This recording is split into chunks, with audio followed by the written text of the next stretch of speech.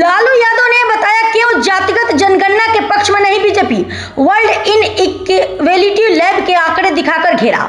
RJD supremo Lalu Yadav ने world inequality lab के आंकड़े दिखाकर बीजेपी पर हमला बोला है और साझा किए गए रिसर्च के आंकड़ों को डरावना बताया है और कहा कि यह डाटा देश में बढ़ती सामाजिक आर्थिक गैर बराबरी की खाई को उजागर करती है। लालू ने कहा कि रिपोर्ट के अनुसार उच्च जातियों के पास देश की कुल संपत्ति का 88.4% हिस्सा है, जबकि ओबीसी के पास केवल 9.0% और अनुसूचित जाति और जनजाति के पास मात्र 2.6% है।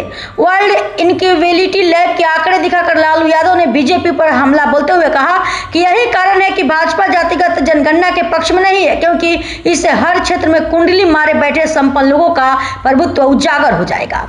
लालू यादव ने अपने एक्स पर किए गए पोस्ट में लिखा कि वर्ल्ड इनइक्वेलिटी लैब विश्व असमानता लैब की ओर साझा की गई रिसर्च में पिछड़ों, दलितों और आदिवासियों के लिए डरावने आंकड़े सामने आए हैं।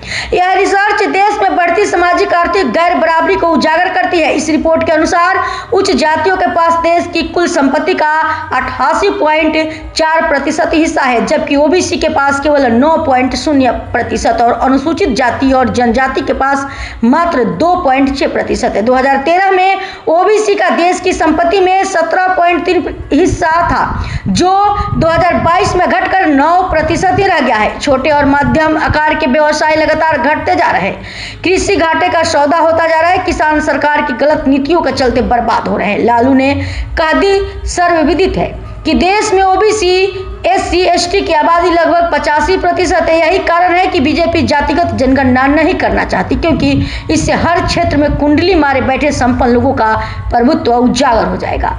रिसर्च बताती है कि देश की कुल संपत्ति का बड़ा हिस्सा लगभग 89% हिस्सा आबादी में सबसे कम वाले वर्गों के पास है तथा देश की सबसे अधिक आबादी वाले 85% ओबीसी SC ST के पास बाकी बचा हिस्सा है। इससे पता चलता है कि हमारे देश में सामाजिक आर्थिक असमानता की जड़ें कितनी गहरी है।